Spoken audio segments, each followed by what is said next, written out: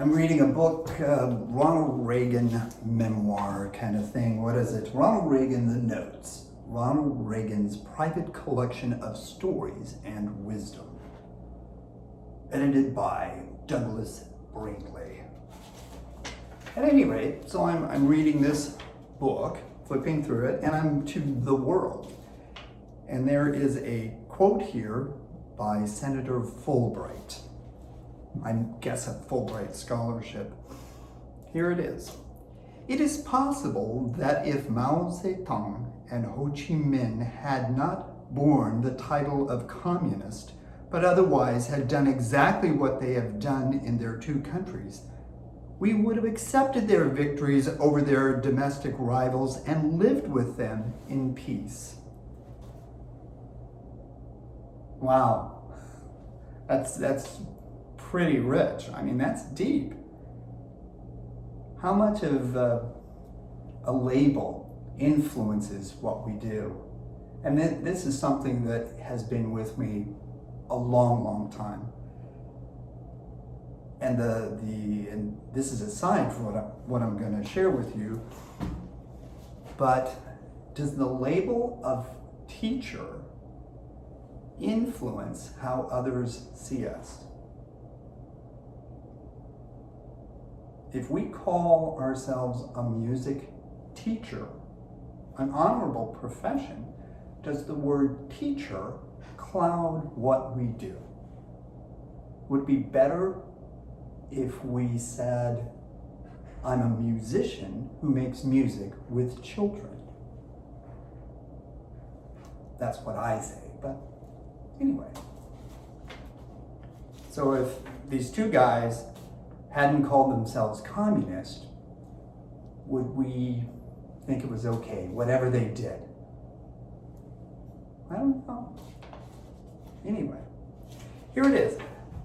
Words, one of the things that I'm passionate about are words, because words use the vocal cords. And the voice is our primary instrument.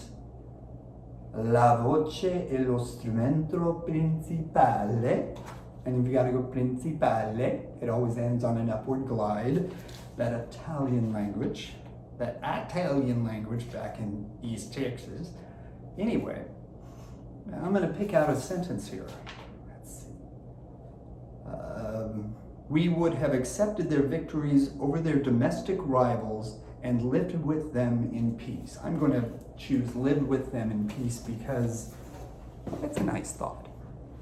Lived with them in peace. Lived with them in peace. I'm just going to say the words over and over. Lived with them in peace. Notice how it's bum, bum, bum, bum, bum. I could have said lived with them in peace. Live with them in peace. Where are the egogic accents? Where are the accents of the words that we're saying?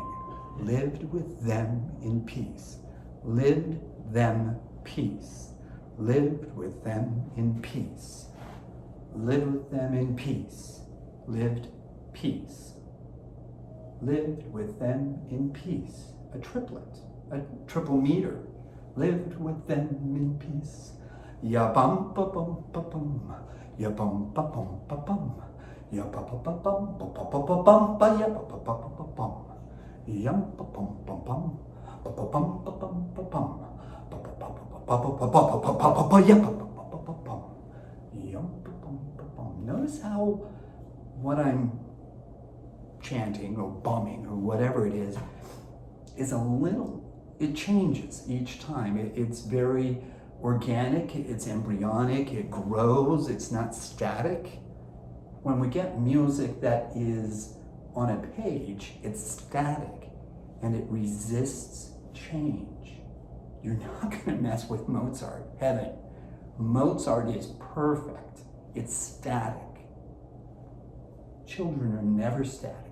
They grow, they change, and how we make music with children must change. How we make music with children must change with them.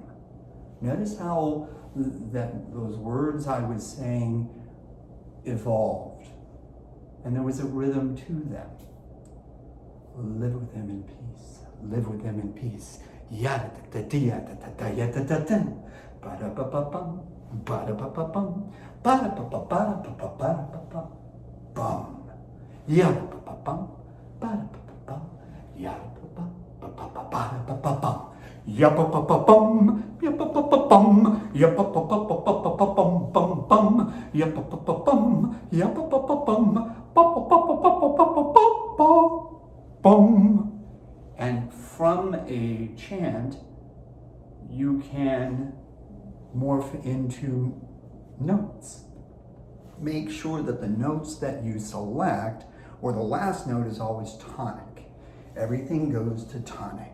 Everything goes to tonic. It's your mnemonic if it goes to tonic. That's a mnemonic about tonic. Your mind has to go 1,000,000 miles an hour creatively. And it can get there, you just need to oil it. It may be rusty, but with enough oil and WD-40, you too can get your mind to whoop out there. Live with them in peace. Live with them in peace. Here's another quote. Income tax, it's a fine for reckless thriving. Ooh, income tax. It's a fine for reckless thriving. Ouch. Income tax, it's a fine for reckless thriving. Income tax, it's a fine for restless thriving. Income tax, it's a fine for restless thriving. Fine for restless thriving. And that ended on the third, but I have to put it in the tonic. When you read a line, there's books everywhere in their environment. If you go into a classroom, there are going to be books everywhere, regardless of the direction of the school, be it Montessori, be it Reggio, be it Waldorf, be it whatever. There's going to be books because books are human. Thank you, Gutenberg. Books are human. It's part of the human experience, and that's what we're going to do. Take out a story that they're reading and do something with one sentence. Make one sentence musical, and maybe they will too. That's all for now. Take care. Bye-bye. A fellow with one of those foreign jobs, fill her up,